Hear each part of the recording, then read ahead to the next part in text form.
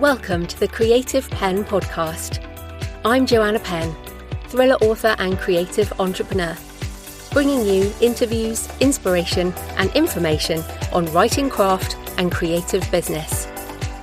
You can find the episode show notes, your free author blueprint and lots more at thecreativepenn.com, and that's Penn with a double N. And here's the show. Hello creatives, I'm Joanna Penn. And this is episode number 809 of the podcast, and it is Saturday the 17th of May 2025 as I record this. In today's show, I talk to April Rinne about her book Flux. We talk about how you can embrace the process of change in life and author business, how you can take control of what's possible to take control of and be more comfortable with uncertainty, and thoughts on how to develop a career portfolio that future-proofs you in an age of AI. So it's a really interesting conversation, and it is coming up in the interview section. In writing and publishing things. Well, the big news this week is the email from Amazon KDP with the scary title of Changes to KDP Royalty Rates and Printing Costs. And I think they did a terrible job of this email, which has resulted in a lot of drama on author social media. So if you publish through KDP and you have books that are effective, you will have got an email. Basically, if you have print books priced under $9.99 US, mainly novellas or short non-fiction. If you haven't got the email, then your books probably aren't even affected. But here is an excerpt. For the first time since starting print operations almost 2 decades ago, starting June 10th, 2025, we're changing the royalty rate for books priced below certain list prices, less than $9.99 US and equivalent in other currencies, from 60% to 50%. These books represent a unique challenge given increasing operational costs, and this change will allow us to continue offering these books while avoiding an impact to other titles. Separately, as part of our annual printing cost review, we're reducing colour printing costs for paperbacks in some markets to help authors adopt colour printing.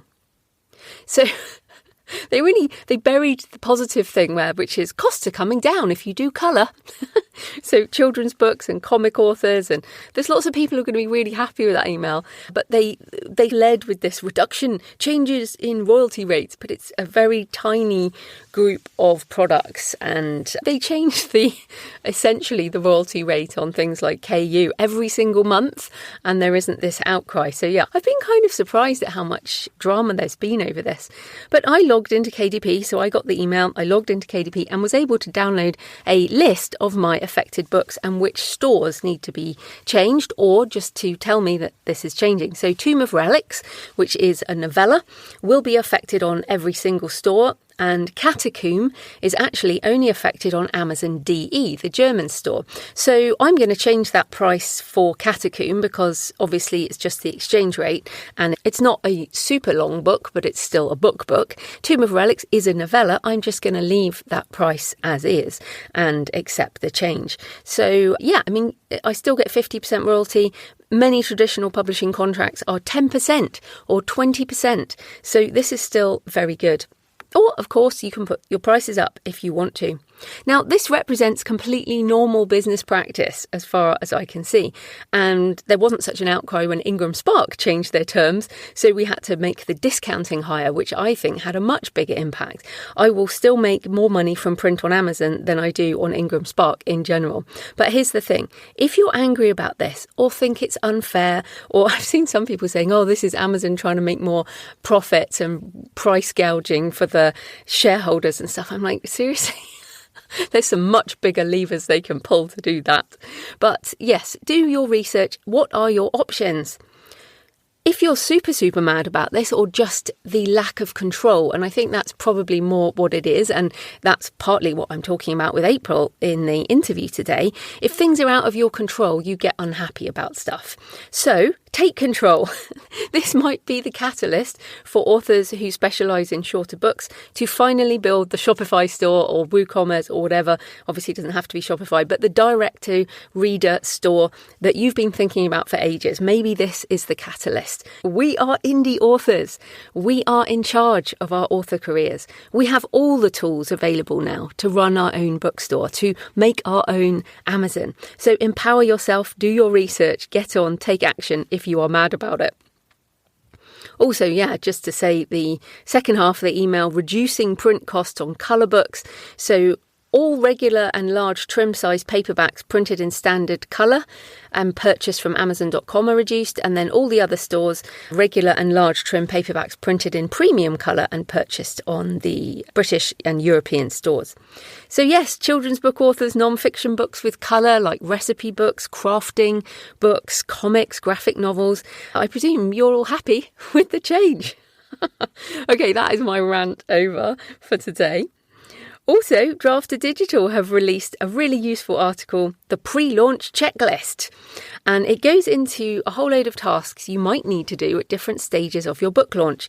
Now, there is a lot on the list, so remember you don't have to do all of them, but it might help you pick and choose the things that will get you to success. And of course, the first task, 6 to 12 months out, which I really like, is define your goals. For example, do you want number one, profit? Do you want visibility? Do you want new readers? Do you want reviews? Do you want to hit a list? Do you want to reward your biggest fans? There are so many goals for a launch, and your goal will define a whole load of other stuff. So, for example, if you just want reviews, then often putting your book for free and then promoting a free book, because the more people who read it, the more reviews you get. The number of reviews is directly proportional to the number of people who've read your book, basically. Whereas if you want to make profit, then you have a different decision to make. For example, you might have a higher price on launch, whereas if you want to reward your existing readers, you might launch with a lower price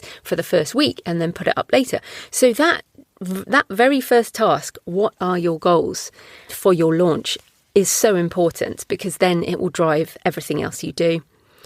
It says 3 to 6 months out, research promotional opportunities like book blogs, podcasts, reviewers, newsletter swaps.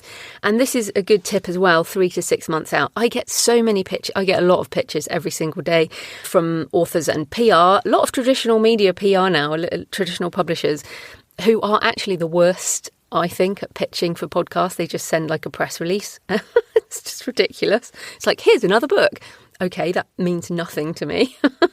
But people will say, oh, I'm pitching my book, it comes out next week. And I'm like, well, that doesn't help, does it? Most podcasts and media, traditional media, book many months in advance. This show is already scheduled out to November, so 6 months in advance.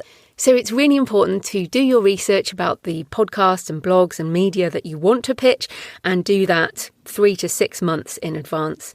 And then, of course, there's lots more detail in the articles about things like ordering print proofs, designing promo graphics, planning more detail. So yes, that is Draft Digital, the pre-launch checklist. Links in the show notes. So, in AI things, well, it's been a few months since KDP started rolling out the wider use of AVV, Audible Virtual Voice, which you will see on your KDP dashboard if your books are eligible. I just did my mum's Penny Appleton books with a voice I actually really like, an English, British English voice I really like. The first in that series is Love, Second Time Around, and it is a sort of mature retirement romance, if you fancy listening. Sweet romance, by the way. The books are in KU as well. And that rollout came hot on the heels of Spotify allowing 11 Labs AI narration into Spotify, and obviously through Findaway Voices, or in audio as it's going to be called soon, different stores. Now, this is the next wave. Audible opens AI narration to some traditional publishers, as reported by Publishing Perspectives. It says, selected publishers are working with an early release of Audible's AI-voiced audiobook production, with translation and accents to follow, pointedly marketed towards publishers who, in the age of automated voicing and audiobook production, have a potential to surge their audiobook availabilities in a more affordable way than in the past.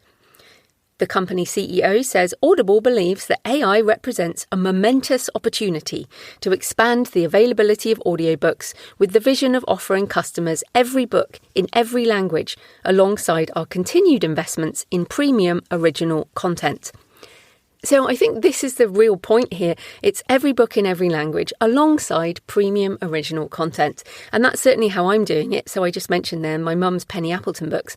They make very little money. We do very little marketing.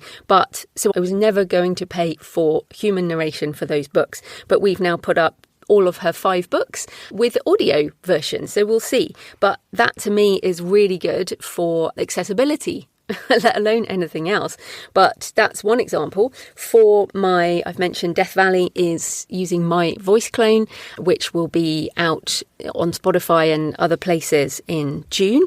And you'll be able to get it from my store as well. But then for premium original content, for example, human me, narrating things, I will be narrating next week. In fact, Successful Self-Publishing, the 4th edition. And I will continue human narrating my non-fiction and memoir, and probably my short stories as well. So I think you can have a mix. Again, with AI, it's not all or nothing. It's a mix depending on the situation. In other things, the US Copyright Office released their report on fair use.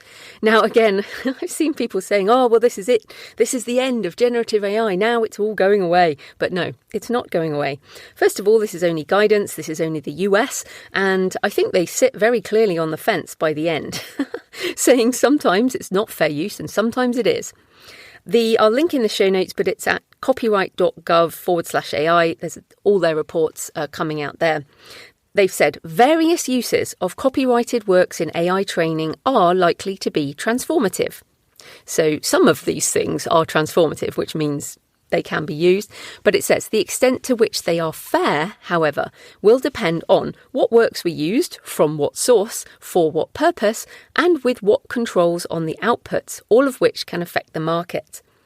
They do say one specific thing, making commercial use of vast troves of copyrighted works to produce expressive content that competes with them in existing markets, especially where this is accomplished through illegal access, goes beyond established fair use boundaries.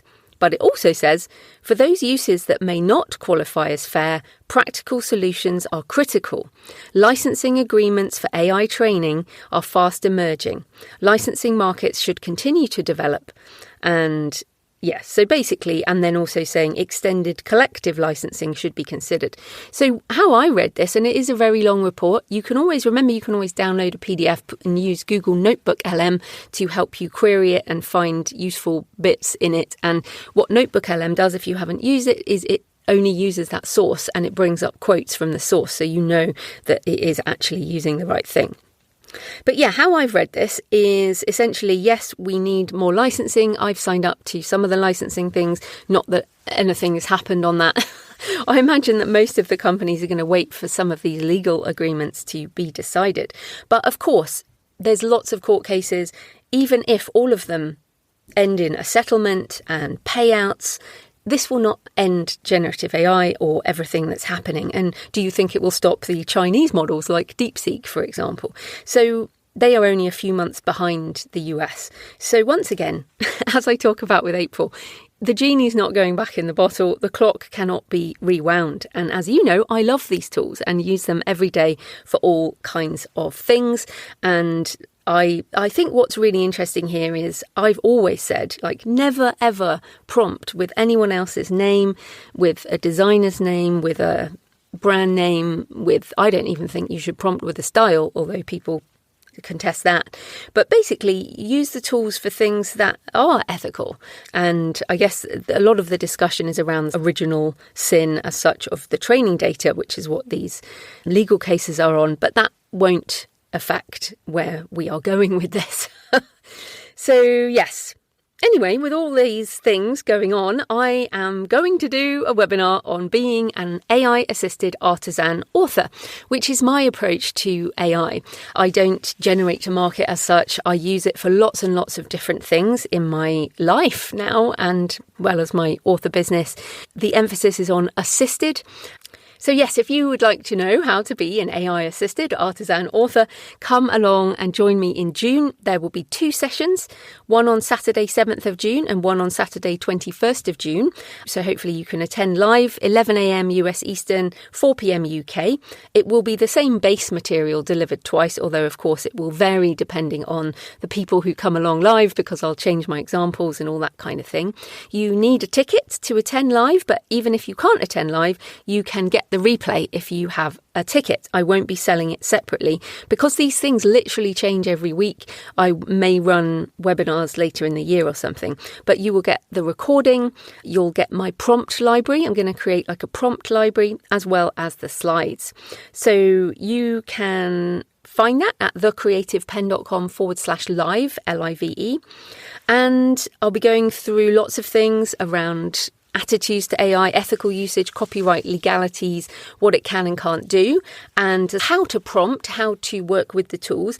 Then I will be going specifically into ChatGPT for fiction and non-fiction, deep research, brainstorming, outlining, structuring, plotting, planning, characters, world building, book titles, Notebook LM for World Bible, creating different kinds of content from your existing books. So a lot of marketing stuff, image generation, author business strategy. And in fact, I was thinking today, I'm going to start with the strategy stuff because this is so useful. I feel like most people who haven't used the AI tools think they are very granular, so that you ask it for something really small. Whereas the biggest use case I now find are sort of helping me think about my business strategy, my author brand, how I can streamline, it's super, super useful for these much bigger questions. So that's probably where I'll start, and then I'll get into the granular stuff. I'll also talk about what's coming next, the rise of agents, generative AI search, and more. So there are a limited number of tickets. It went out to patrons last week and they have grabbed a load of them. So you can get one at thecreativepenn.com/live. This session is for AI positive or AI curious authors. I will briefly touch on copyright and ethics, but 99% of the session will be on how to use the various tools for every aspect of writing craft and the author business. If you have any questions about it, you check out the sales page at thecreativepenn.com/live. You can email me, Joanna at thecreativepenn.com, if you have any questions. So in personal news, I was at the Book Vault Factory in Peterborough this week, signing all the gorgeous Death Valley hardbacks. They are really lovely. The photos on Instagram at JFPennAuthor if you want to see. Thank you for backing the Kickstarter if you joined me, and all the books are in the post probably this week, and the paperbacks and the large print are being printed and sent out. So within the next few weeks, fulfillment will be done. The ebook and audiobook went out several weeks ago, like 3 weeks ago now. So if you don't have what you bought, just email me or message me on Kickstarter. I am already thinking about my next campaign. I will do the Gothic Cathedral project, but it won't be possible this year given how much work it's going to take. But I do want to do my short story anthology. I'm currently working on a story about freediving in the Poor Knights Islands of New Zealand. Now, I first went there 25 years ago and I still remember that first day out on the boat. So I've been writing about that. It was like another life. And in fact, it was the day I met my first husband, who was the boat skipper and also a dive instructor. So there you go. I was 25, fell in love with the boat skipper. So that was indeed another life. The story will be about freediving, and I've never actually done freediving, but I used to scuba and watch the freedivers. So yeah, I'm really interested in finishing that story. It feels like a story I've been trying to write for a long time, and now I'm ready to write it. So that will be exclusive to the collection along with a couple of others. So yes, the short story collection will be my next Kickstarter. I guess it will probably be the end of the summer, but we shall see. Also, last week on my Books and Travel podcast, thriller author Luke Richardson and I geek out about Egypt. Now, I went to Egypt, I think it was 2004, and Luke went like 2020 or something. So there was a big difference in our trips, but we both love it, and the country inspired some of our stories, a lot of the ancient Egyptian stuff. So check that out on Books and Travel Podcast, wherever you're listening to this. Also, Successful Self-Publishing, the 4th edition, is back from Kristen, my editor. So I will be finishing the edits and will start narrating the audiobook, and links at thecreativepenn.com/SSP4. It will be in paperback, ebook, audiobook, and coming first week of June to my store, and then mid-June everywhere else in all formats. And it is significantly different to the last edition. So even if you read the last edition, you might find this useful. I actually found writing it useful. I discovered a few things that I didn't know myself. So that was interesting. Right, thanks for all your emails and comments and photos this week. At Fragwagon said about Abby's interview, she said, "Oh my, I love using the M dash. I hope I won't be accused of using AI." That was around, if you didn't listen to Abby, I told her that there was this TikTok thing about, if there's an M dash in the writing, it must be AI. which I just still find hilarious, that people don't understand enough about punctuation to know that writers use it. And also on Pia's interview, E.T. Creative said, also on YouTube, "Love this episode. Thank you. And thank you for being my inspiration. One day I might find the courage to write. I know 2 languages, Romanian and English. For now, I'm just a blocked creator who enjoys your podcasts and books." Oh, good. From Eugenia. And well, I appreciate that. And I think the courage to write is really interesting, because I think writing, you can write all you like. No one is ever going to see it. So I think it's not the courage to write, because you can write whatever you like. The courage to publish, I think, is perhaps a step up. But yeah, I find this quite interesting. I mean, it may be that you don't want to face yourself on the blank page, but I really encourage you to do that. I find writing, I've actually been doing a lot of journaling this week in my Luke term notebook. I love Luke terms. So yeah, anyway, please do write, and you can find the courage to publish later. Okay, please leave a comment on the podcast show notes at thecreativepenn.com or on the YouTube channel. Message me on X at thecreativepenn, or email me. Send me pictures of where you're listening. Joanna at thecreativepenn.com. I love to hear from you. It makes this more of a conversation. So today's show is sponsored by Kobo Writing Life, Kobo's free, fast and easy self-publishing platform, favoured by independent authors all over the world. KWL was built by authors for authors, and their mission is to help you reach digital readers wherever they are, however they want to read or listen. Audiobooks are one of the fastest growing segments in publishing, and Kobo makes it easy for indie authors to get in on the action. With their user-friendly platform, you can upload your audiobook files, set your price, and reach listeners around the world. And yes, Kobo accepts AI-narrated audiobooks. And they also have audio-specific promotions you can access if you publish audio direct on KWL. Plus, you keep control of your rights and royalties. Don't miss out on the audiobook revolution. Join Kobo Writing Life at thecreativepenn.com/KWL, and that landing page has links to my books as well on Kobo, and start sharing your stories and your knowledge in a whole new way. And talking of Kobo Writing Life, I am on their live YouTube channel coming up this week. In fact, I will be on there, so I'll share the link next week after we've done that, but I will be doing that with Tara from Kobo, so that should be fun. This type of corporate sponsorship pays for the hosting, transcription and editing, but my time in creating the show is sponsored by my community at patreon.com/thecreativepenn. Thanks to the 4 new patrons who've joined in the last week, and thanks to everyone who's been supporting for months and years. If you join the community, you get access to all the backlist videos and audio covering writing craft and author business, as well as tutorials and demos on AI tools. Last week, I did an article on expanded audiobook revenue options with an overview of all the ways you can make money with audiobooks, as well as some of my results, like how much money I made on YouTube from audiobooks versus some of the other platforms, which was interesting. The Patreon is a monthly subscription, the equivalent of buying me a black coffee a month or a couple of coffees if you're feeling generous. You get access to everything, all the backlist content, Q&As and office hours. So if you get value from the show and you want more, come on over and join us at patreon.com/The Creative Penn. Right, let's get into the interview. April Rinne is a futurist, professional speaker, lawyer, and the international best-selling author of Flux, 8 Superpowers for Thriving in Constant Change. So welcome to the show, April. Thank you so much, Jo. I'm delighted to be here. Oh, I'm so excited to talk about this. But first up, just tell us a bit more about you and why you decided to write a book on this topic when you were already reaching so many people with your message. It's quite interesting because I think a lot of people today do know me as a futurist, trained as a lawyer, business strategy, all of that. And we can have that conversation around the need I was seeing in the business world around, frankly, just how bad humans are at change and uncertainty and the unknown. And just to be clear, this predates the pandemic by a long shot. So I actually started germinating the book, I would say, in about 2014. It was like a long time in coming.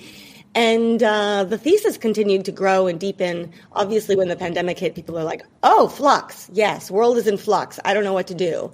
And so since 2020, there's been a real zeitgeist around it.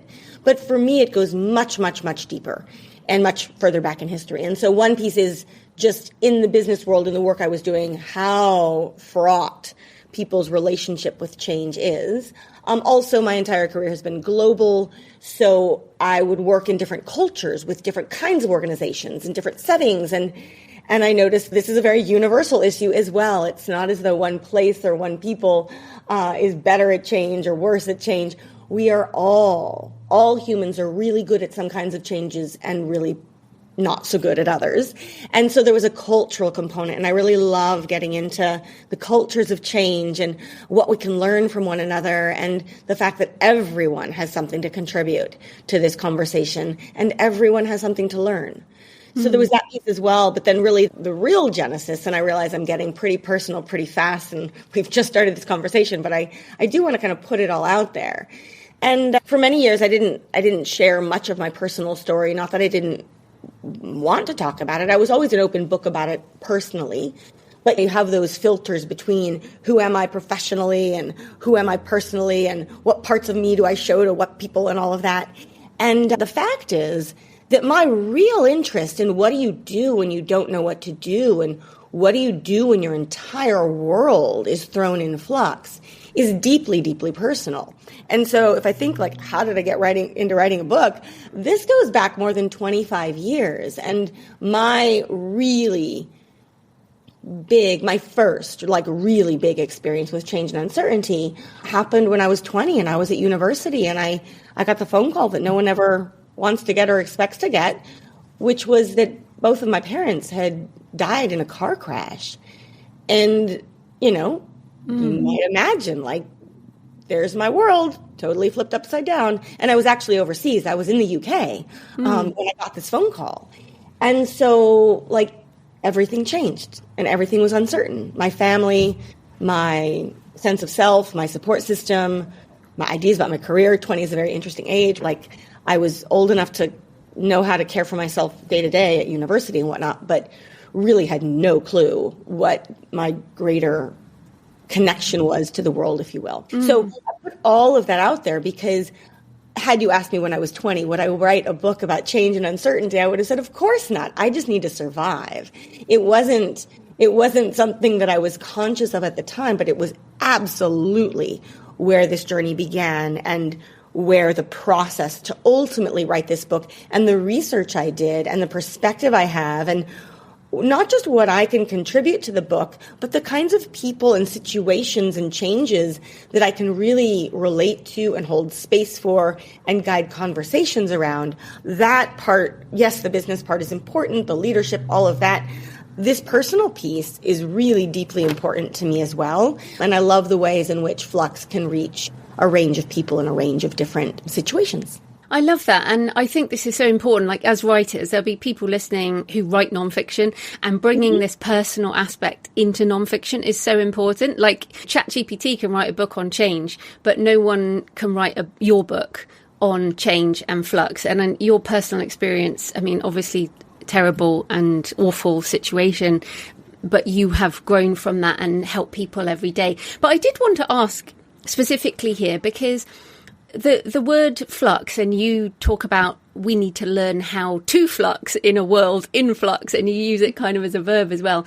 But your parents, that situation that happened, that was like an immediate, you have to change, you have to adapt right now. Whereas I feel like what a lot of people feel at the moment in the world is almost like a slow train crash, these changes that we see coming and that are happening, but they're not that immediate phone call. So what are the different kinds of flux and change, and how can we learn how to flux? Yes, I love this, Joe. This is wonderful. And also, just as a big picture, not caveat, but framing, I realize that my story, I mean, it's tragic. It's a bit extreme. It's mine. I wouldn't talk about it if I didn't really welcome having conversations about it. What I have found, and just as a little context going back to what we were talking about earlier, is that while I had that trepidation about, like, what will people think of me if I share this? I'm supposed to be the business person, whatever. Guess what? And so I say this for fiction and nonfiction writers. The moment I shared that story, it was like the doors blew off. People were like, that's what we want to talk about. Because guess what? That's what affects our ability to show up at work and in business. It's not about what do we do. It's like, how are we relating to this? And so it's fascinating, because for me, from that point forward, it's all been about the human dimension of change, not the change management process or framework or checklist, but like, how are we showing up for this? And so that's a really good segue to this question as well. And I mean, I have to say, honestly, there are more filters on change and ways that we can parse through the different kinds of change and so forth than even this conversation will allow for. I mean, it gets broad and deep really fast, but let me share a couple different ways we might see change, a couple things I've found extremely helpful for most people. So you are absolutely right that I hear from people pretty much every day. I love change. It's amazing. I hate change. It's horrible. All of this. And I have heard from a lot of people in recent years around, look at the pandemic. Look at how much we changed. Look how much we adapted and grew in what we knew. And I always have to give the caveat of, yes, because our backs were against the wall and we were forced to change. It was a global health crisis. We had no choice. Of course we changed. But guess what? After the immediate emergency and aftermath, did we regress in some of those habits? Did we kind of forget what we learned? You bet. So humans are great at change, or great at adaptation, when it's a life or death situation. But we're not that good at opting into changes, even ones we know would be good for us, because we have this preference for stasis. We have this preference for, like, well, if I'm still alive, things should be okay. Like this, and I don't want to create difficulty for myself. I don't want to do the work. I don't want to make myself uncomfortable. And yet, guess what?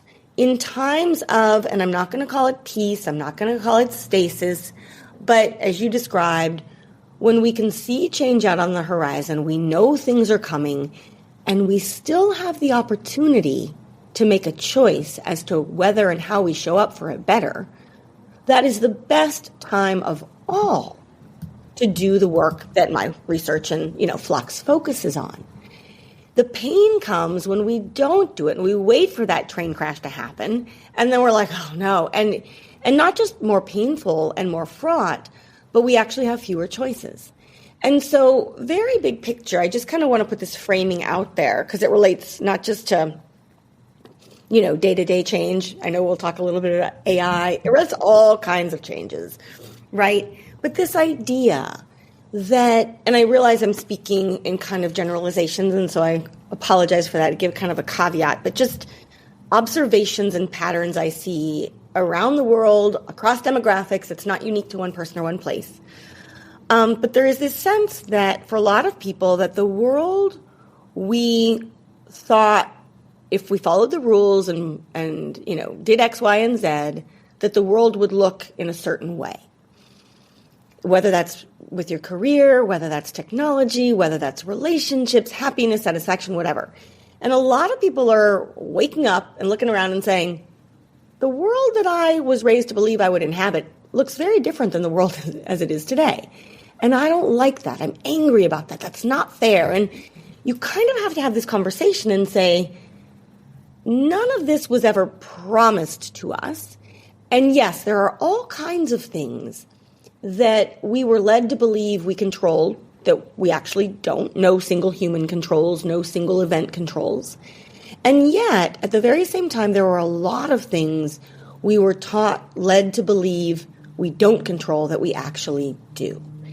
And a lot of this gets into personal agency. It gets into what are those practices and skills, and I call them superpowers, that you do have control over that can help make you better, adept, more aware, and more ready for the changes that come our way. And I think that's what we really need to focus on, because social media has done a wonderful job of kind of outsourcing our beliefs around like our responsibility for how we cope with change. It's more like, just go install this app and it'll take care of change for you. What? It doesn't, right? Or just go buy this thing. Watch this and your problems will be solved. And we're really talking about doing the work and getting into it. I realize I'm going on a little bit here, but I do want to kind of drill down on one of the big ones, and maybe this is where we can pull the thread a little bit more, is back to the whole, like, what changes do we love and what changes do we hate, and how do we look at this better? One of the biggest, easiest filters you can think about is, on the whole, though, humans we tend to love or enjoy the changes we choose. So changes we opt into. And that can be a new relationship, a new role, a new book to write, a new restaurant to try, you name it. And the changes we struggle with are the ones we don't control, the ones we didn't see coming. Here's where it gets interesting. It doesn't mean that the changes we choose work out. I always use the example of like that haircut you got a few years ago, right? That haircut, but you picked it, right? And yet we see those changes differently and we appreciate them because we had a say in creating them.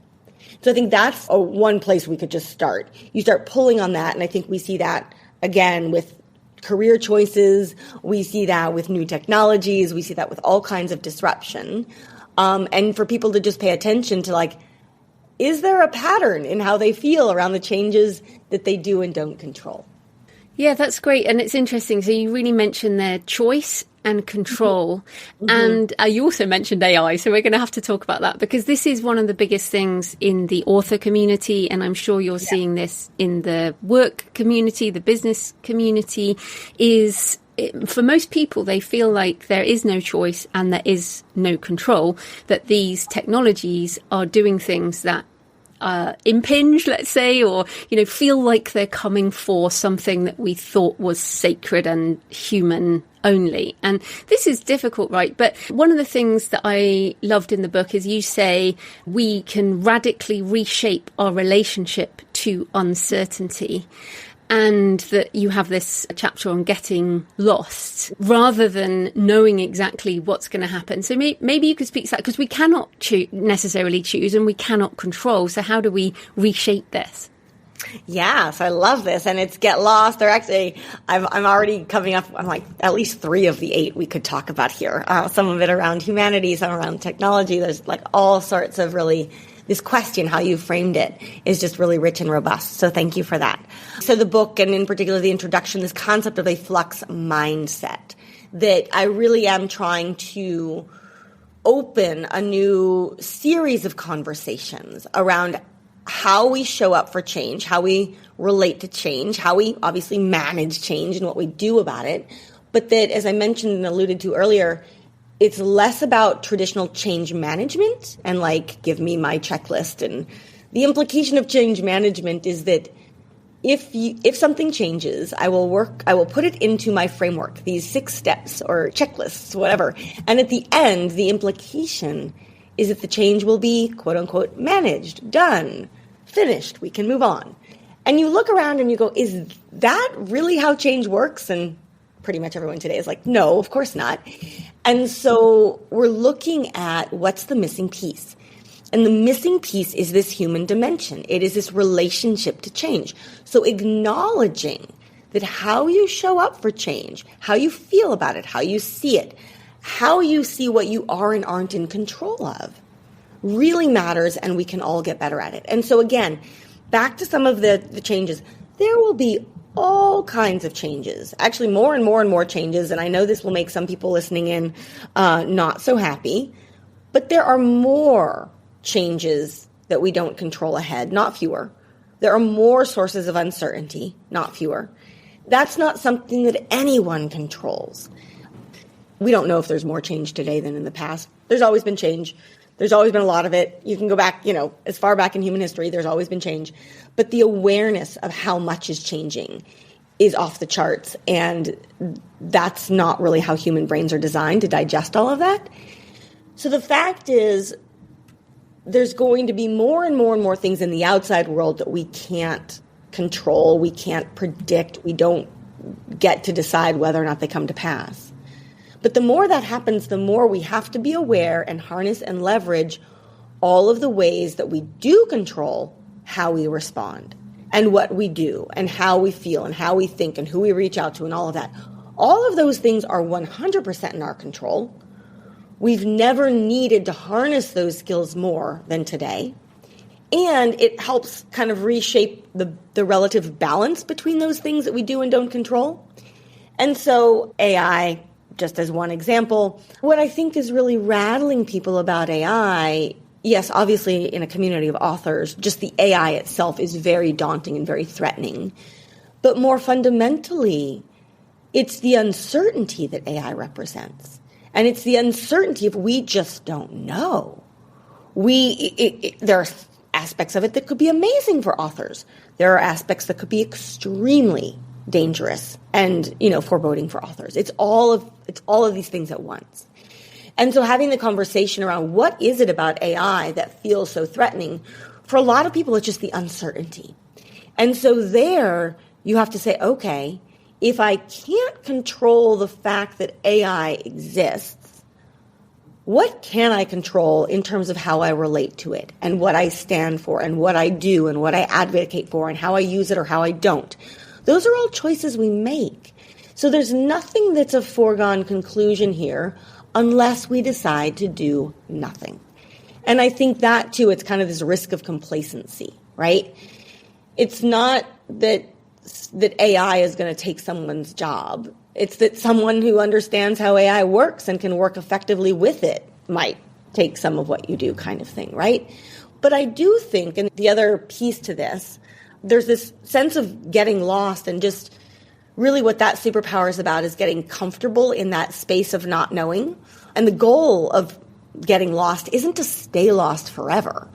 It's to be comfortable in that in-between, in that messy middle that's neither here nor there, that we know things are changing, but we don't yet know what comes next. That the people who do that well are the ones that understand that messy middle and that space of not knowing is actually the point of transformation. That's where the new insights happen. That's where the new models come about. That's the place we need to be good at being, because if we just try to race through it, we never get to the new that's truly better. And so there's that piece. And then there's also, I just want to make a quick shout out to another superpower, which is be all the more human, because I do think, you mentioned it already, in the world of AI, where AI can write books just like that. The irony, the maybe counterintuitive, but the beauty also is that the more bombarded our lives are by technology of all kinds, the more valuable humanity, the human touch, the human script, the human authorship, the more valuable that becomes.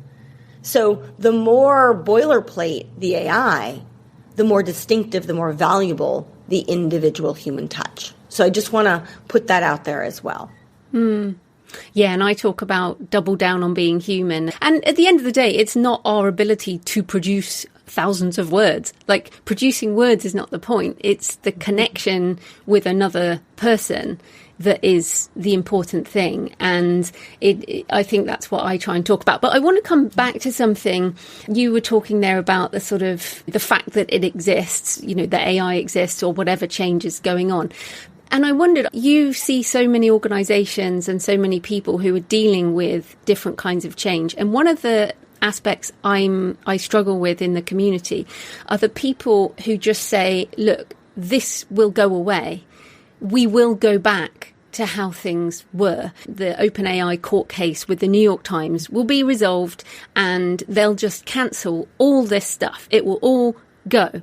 And I almost feel like this is, I don't know, that feels like the most concerning attitude, that we can go back. So I guess my bigger question is, can things ever go back? And how do you help organizations and individuals who are sort of hitting this brick wall to accept and move on? Yeah, well, I'm afraid that my answer here is probably going to be, on the one hand, unsurprising, and on the other hand, maybe a little dissatisfying. And that is simply, you're right, unsurprising in that things aren't going back. There's never been a point at which we just go back to some sort of stasis that was before. The pendulum swings for sure, right? So you can go from one extreme to another. We've had lots of swinging back and forth even in recent years on many metrics, right? So it's not like it goes back, but it's not like the course of change is inevitable in one direction. I think that's the way to put it. It will zig and zag and go upwards and downwards and sideways and all of that, but it doesn't really go back. What I do think we find are sometimes when we go in one direction to an extreme, we're like, oops, let's not forget that some of this other stuff that we used to remember is also helpful. Silly case in point, but the more addicted, I could say, we are to apps and technology and GPS, right? Running joke of like, just because we have GPS doesn't mean you shouldn't know how to get from point A to point B, just of your own reconnaissance, right? Mm. And so there's this sense of, it's a wonderful tool to have. Let's not forget the human element of knowing how to orient yourself. So is that going back, going forward? It's combining both, right? So there's a lot of the combining of both, which is you can have a change but not forget what came before it. But that doesn't mean simply going back to what came before. It's more of a blending and an emergence, a combination that creates new realities, new futures altogether. The piece about what do we do when we just feel like we're hitting a brick wall, I will say, and I'm sorry to not give a better answer, there are so many people, so many organizations struggling with Flux, struggling with change, exactly what you're describing. I am at a point in my career, the development of Flux, where if that is a situation that I'm dealt with, there are so many people who recognize that change is that the world is changing, that Flux is a thing, and they want to lean into it and get help. That for me, what you've just described isn't a place where I invest too much of my energy these days, because it's a brick wall, and because I know that ultimately they're going to have to change, and those will be the people who are more like that train wreck that at some point down the road are in a much greater point of pain. But what I'm looking at are so many people, so many organizations who do understand that things are changing. They do have the humility to recognize that they need help, that they can improve, and they want to lean in. And so I'm able, for me, that lower hanging fruit of where there's heat and energy, and we might not have figured it all out, and we might have some rough edges that we need to work on, but we're here and we're willing to try. That's a far better place to start a conversation around Flux. I know it sounds a bit harsh, but for me, if people aren't ready to do the work, I'm not someone who can necessarily make them ready. What I do know is that everyone in some capacity, whether it's personal, professional, organizational, societal, is going to run into that kind of change. And I don't know exactly what it is, but it's going to happen. That is that wake-up call where they say, I can't just keep pretending that this isn't changing, or that this isn't an issue, or that if I just do nothing, it will go away. Because at some point that will come back to kind of not haunt you, but, well, haunt you sometimes. That will come back to bite you even worse than you thought. And so I know it pains my heart a little bit to say that, but I do have to put it out there because I've seen that pattern play out too many times. And I know where the benefit and the value of Flux work can happen. And I also know that if people aren't ready or open to even the idea of improving their relationship to change, or that there's anything wrong with what they're currently doing, that's the work that they need to do before my work can be really that impactful. No, that's actually very helpful, more than you know. But I do want to come to another thing that you talk about, which is the idea of the portfolio career. And again, as old business models are changing and even old ways of marketing, for example, book marketing has changed. So how can we as authors and writers embrace this idea of the portfolio career and sort of protect ourselves, I guess? Yes, and I love this one, and I love that it's authors. There's in my experience already a more natural congruence to someone who's been just like going for climbing the career ladder. There's a different conversation, and authors often obviously there are some authors that's all they've ever done, but for most authors in my experience, they have a broader palette that they're drawing from. They have a deep, rich, diverse professional and personal history. So, yes, so very briefly, let me just describe the superpower itself. It's unique amongst the 8 because it's the only one that focuses exclusively on kind of professional change, career change, that sort of thing. The others are, expand, I think, a bit further beyond. But this is really about how do you design and own a career that is fit for a future of work in Flux. And I've been working on this theme for more than 20 years. I have a career portfolio. We can use those terms interchangeably. Just for the record, some people like portfolio career as a tagline. Other people like this idea of a career portfolio. We're getting at the same general gist of the shape of the career of the future. It no longer looks like a ladder you're going to climb or a path you're going to pursue in one direction, which is up. It's something that's much more holistic, much more diverse, and much more uniquely you. And so it's interesting because I've been working on this for a while. It's not a brand new concept. It predates AI by decades.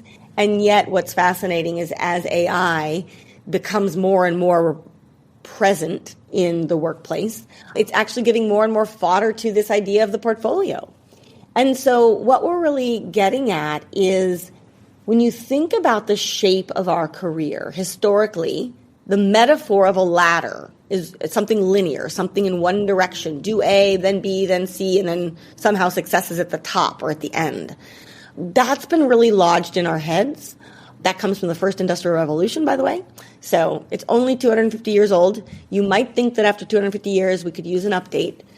Much of the workplace has moved on, but somehow we still have this metaphor of a ladder in our heads. And yet you look around and you go, is this ladder working? And I want to be really careful to say, like, the ladder metaphor, the ladder shape, there's nothing inherently wrong with it. It's not bad.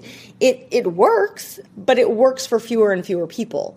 And it's becoming a smaller and smaller piece of a much bigger pie, because the fact is today, there has never been more ways to work, to earn income, to contribute to society than there are now. And so the ladder is just one, but like there are a jillion other ways that you can have and create a successful, rewarding career. And so the portfolio is really this new shape to accommodate these other ways of working. And I think of your portfolio as everything, absolutely everything you can do that adds value to society. So the point here is that it's way more than your resume, way more than your CV. And when you start looking at your career capabilities in this more holistic way, and I'll come back to that in a minute, you start to be able to connect a lot more dots. You start to be able to pursue a lot more opportunities, and you start to see your career development in a much more kind of multidimensional way. And let me just share a couple examples, because when you think about what's on your resume or your CV, it's a very select, identifiable set of skills, and there's a form for it, right? And what's fascinating to me is that when you think about it, and when I think about the people that I admire and who are really successful at what they do, and again, success, however you want to define it, many of their most valuable skills aren't the skills I even find on their resume. They're human capabilities. They're the things that AI can't eliminate.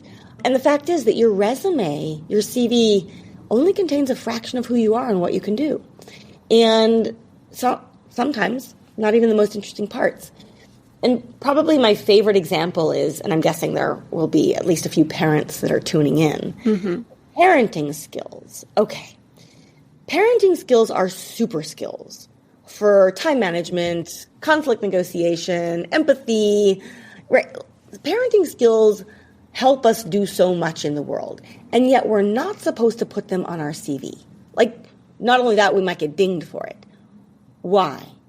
Like, I cannot figure that out, because the kinds of skills you learn when parenting are the kinds of skills that are invaluable in the workplace, that employers miss out on completely if they don't know this about you. And so that's a really good example, not on a resume, but that would be at the core of your portfolio. In my case, I lost my parents young. I'm really good at holding space for grief and loss. Again, you're not going to find that on my resume, a traditional resume, but it's at the heart of my portfolio and it fuels what I do. And so I think authors are drawing constantly from a well of different experiences, perspectives, research, you name it. Many authors also do more than only write. And so already, as I like to say, everyone already has a portfolio. We often just don't realize it. We haven't called it that. We haven't seen our career in that way. And when we do, it's kind of like a trap door opens up, and all of a sudden you just see this new universe of how you could pursue your career and how you could combine those skills and the kinds of roles you might be interested in pursuing, the kinds of things you might be interested in creating, and so on from there. Just the final point is that, again, I've been working on career portfolios for more than 20 years, but we do find that for all of this, it's about what are the skills we need to thrive in a world in flux. And that portfolios are just naturally more inclined to be helpful and help you thrive in times of uncertainty. Because if you've been on a ladder your whole life and for whatever reason change comes and you like that next rung on the ladder isn't there, it's really hard not to fall. It's really hard not to have a kind of career crisis or identity crisis. Versus a portfolio is something you create. It's something that's uniquely yours. It's something you have agency over. And so even if career change happens, you have much more agency and control over those next steps. That's so interesting. And we're almost out of time, but I just quickly on that, so like a clarifying question. So most people, when they think about portfolio careers, it's like, well, April is an author, speaker, consultant, the words that mean other jobs. But if you say something like time management because of parenting or holding room for grief, how do we practically turn that into money coming in, like you said, value for society? So there are lots of ways, and each person is unique. But what I want to do right now is send people to a few. I want you to read these 2 articles and listen to this interview, because this could be an entire hour-long conversation. We can do that in the show notes. So yeah. Perfect. Because I do want to keep this relatively brief, but so there are different ways you can think about it. So if you have these skills, some people who are, I would say, the more entrepreneurial end of things, where they're like, I want to go build a business, that this is what I do. And so you think about that, whether it's time management, whether it's grief and loss, there are all kinds of needs in society where this could fit an actual service-based offering, venture. It also can affect the things you write about and the features that you write and the things that you want to get placed and the things you want to get paid for and all of the rest.